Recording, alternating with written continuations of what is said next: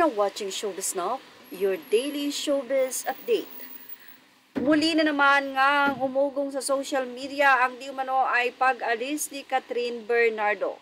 Well, marami mga fans ngayon, lalong-lalo na ang kanila talagang taga-suporta na naniniwala at naninindigan na ang magtangi ay hindi hiwalay at kakayanin na ng problema dahil noon ngang sila ay hindi napapabalitang hiwalay na kung tawagin nga ni Catherine ang kanyang boyfriend ay ang kanyang my love, my everything and my forever.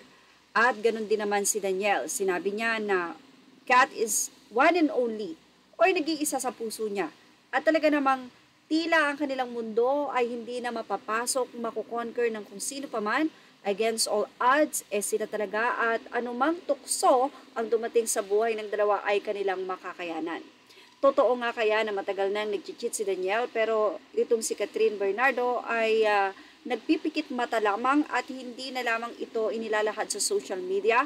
Totoo nga kaya na ang pagkikita nila Andrea at ni Danielle ay hindi na maitatago pa sa social media sa mga tao na di umano ay naging saksi nito.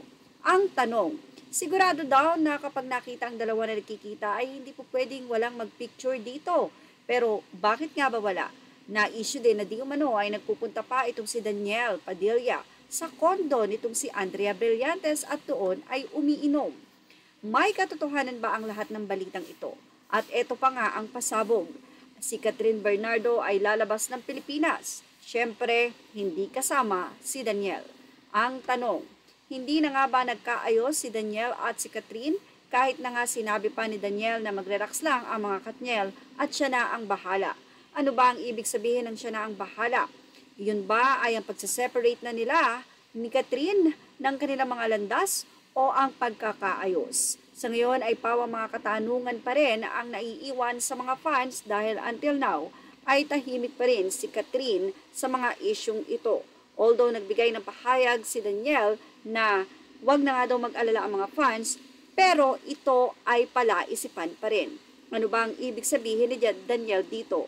Pwede niya kasing sabihin ito as single na. Ibig sabihin, huwag kayong mag-alala, mahal namin kayo sagad nilang dalawa ni Catherine pero hindi na sila magkasama.